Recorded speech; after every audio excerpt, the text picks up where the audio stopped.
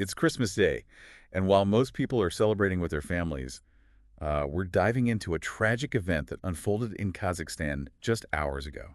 Yeah, it's a heartbreaking story, really. An Azerbaijan Airlines passenger plane crashed, and we're going to piece together what we know so far using reports from the Associated Press, BBC, and AlJazeera. Some really intriguing details coming out of this one, going beyond the headlines to try and get a clearer picture of what happened. Definitely.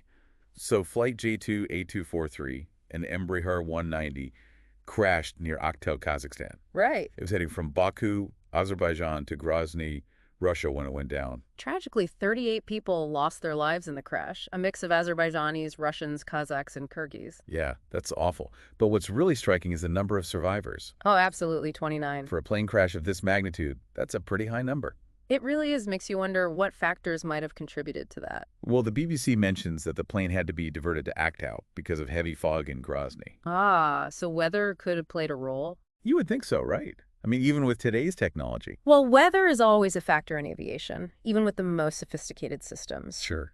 But there's another detail that adds to the mystery here, according to the AP, citing Russian authorities. A possible bird strike. A bird strike. Wow.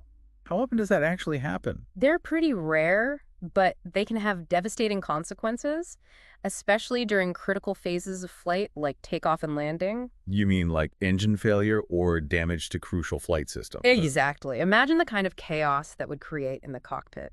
It doesn't bear thinking about, really. And speaking of chaos, there was quite a bit of initial confusion over the actual number of survivors, wasn't there? That's right. Some sources were reporting lower numbers, like 25. Yeah, the AP initially said 25, but Al Jazeera later confirmed 32 survivors, including 2 children. So quite a discrepancy there. Really highlights the challenges of getting accurate information in those first few hours after such a traumatic event. Absolutely. And you know me, I'm always drawn to the visuals. Mhm. And the images coming out of this crash are incredibly powerful.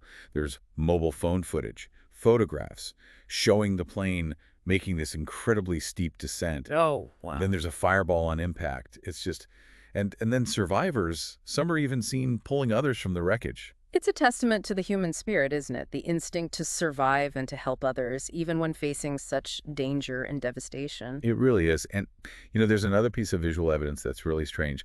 Flight Radar 24, they recorded the plane's flight path, and it shows this odd figure-8 pattern right before the crash. A figure 8. That's bizarre. Do any of the reports offer an explanation for that? Not that I've seen. It makes you wonder what was happening in those final moments. Yeah. Were the pilots struggling to regain control, or could it be something else entirely? All very good questions. And here's another intriguing detail. Flight Radar 24 also reported strong GPS jamming affecting the plane. Interesting. And if you recall, the AP mentioned past accusations that Russia has engaged in GPS jamming in this region. Right, I remember that. So if there was indeed GPS jamming, it adds a whole other layer of complexity to this investigation. Could external factors have contributed to the crash? It's a disturbing thought. It certainly is. It raises questions about whether this was simply a tragic accident or if something more deliberate might have been at play. So we've got the weather, a possible bird strike, and this unsettling possibility of GPS jamming. Where do we go from here? Well, thankfully, the investigation is already underway. The Kazakh, Azerbaijani, and Russian authorities are all involved.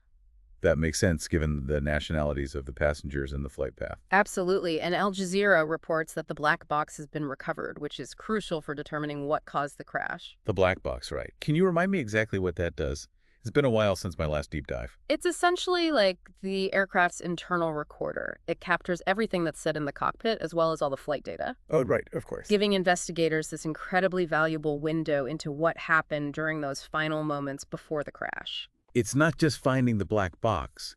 It's about what secrets it might reveal. Exactly. What happened in those last few minutes, the actions of the pilots, the plane's response, the black box should tell us all of that. Wow. As we wait for those answers, we can't forget about the human cost of this tragedy. You're right. It's so easy to get caught up in the technical details and lose sight of the individuals whose lives have been shattered by this. The BBC tells the story of a woman who was traveling to Chechnya to spend the holidays with her children. Oh, that's awful, especially on a day like Christmas. She didn't make it. And Al Jazeera mentions another family, a young woman desperately searching for information about her father. So sad. It's a stark reminder that behind the headlines and the investigations, real people are grappling with unimaginable loss. You're right, it's easy to forget that sometimes. So we're left with a lot of questions. The weather, a potential bird strike, GPS jamming, that strange figure-8 flight path. Yeah, we've only just scratched the surface here. It seems like a lot to unravel. It is, and it makes you think, could a perfectly safe plane flown by experienced pilots still be vulnerable in such a complex and potentially compromised environment? That's a great question, one that I hope we can explore further when we come back. As we dig deeper into this crash, I think we should maybe take a closer look at the plane itself. You mean the Embraer 190? Yeah.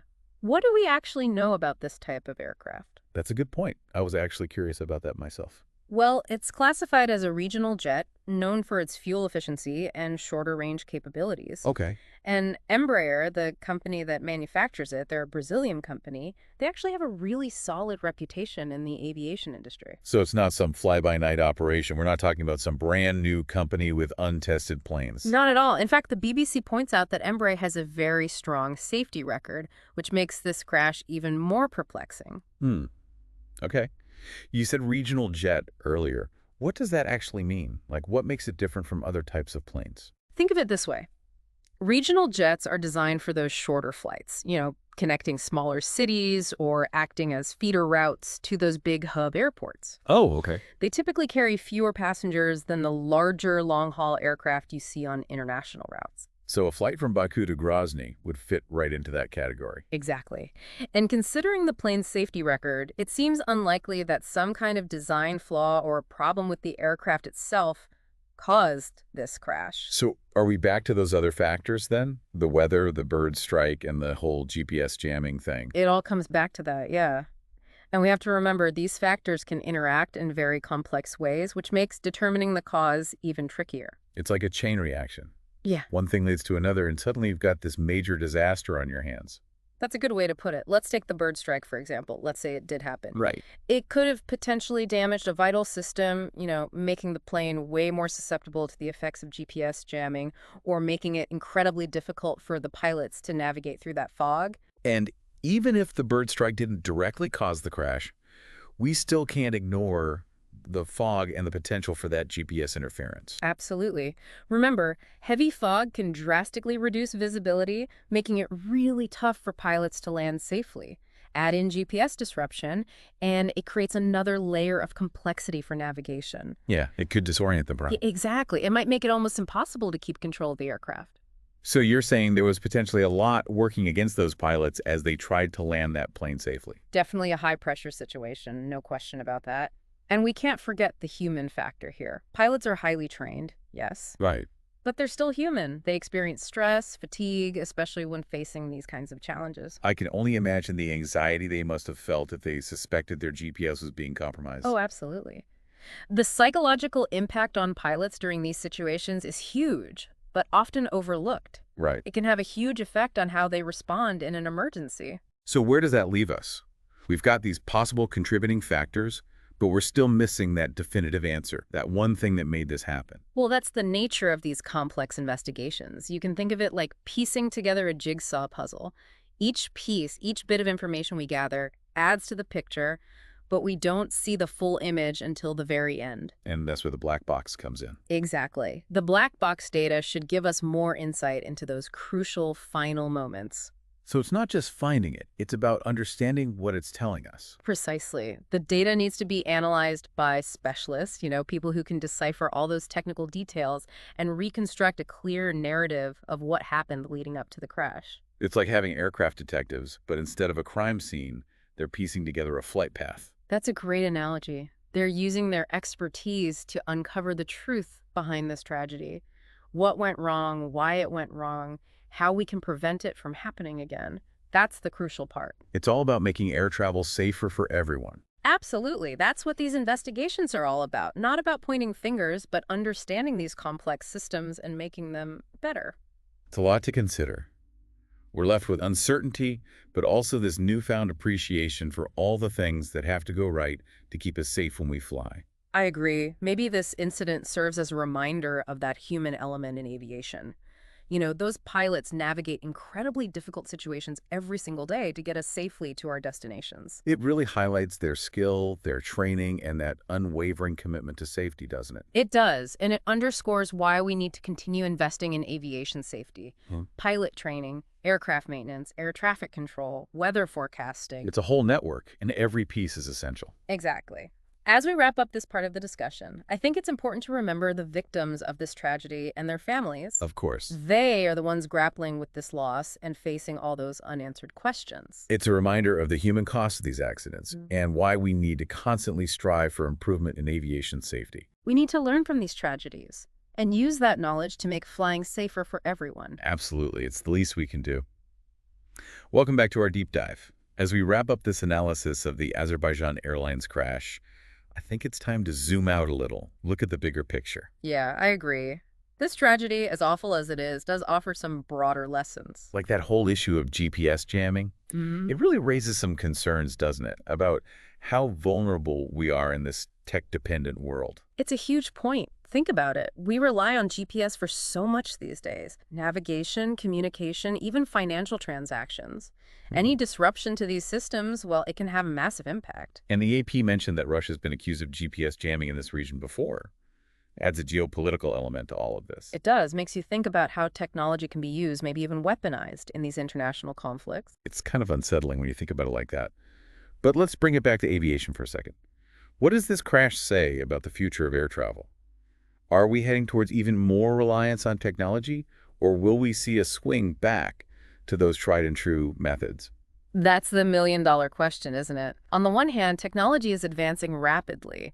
Think about the potential for autonomous aircraft, advanced collision avoidance systems, real-time weather monitoring. It sounds like something out of a sci-fi movie. It does, doesn't it? But as this crash shows, there are vulnerabilities that come with that tech reliance. We can't ignore that. Cyber attacks, system failures, intentional interference, like that GPS jamming. It's a bit scary. Exactly. So the future of aviation, it'll likely be about finding that balance, embracing new technology, absolutely, but also being very aware of the risks, making sure there are backups in place. So multiple layers of safety nets in case one system fails. Exactly. And maybe, just maybe, we'll see a renewed focus on pilot training, for those scenarios where tech malfunctions or gives bad information. So they'd need to be able to make those split-second decisions, even without all that data they usually rely on. Exactly. It's about that perfect mix of human skill and technological capability.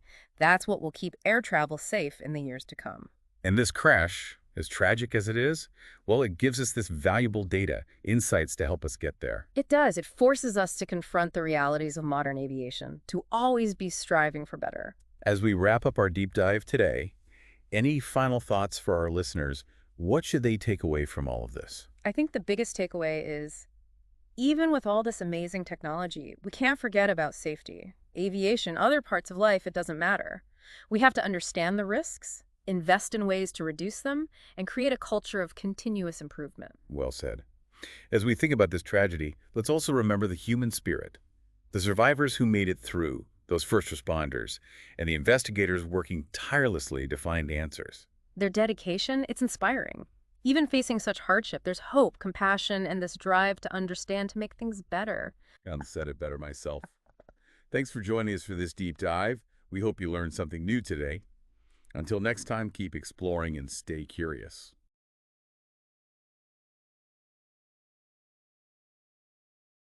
If you enjoy our daily news podcast and want to stay updated, don't forget to hit the subscribe button and turn on the bell for notifications. Your support really helps us bring you the latest news every day. Thanks for tuning in, and we'll see you in the next episode.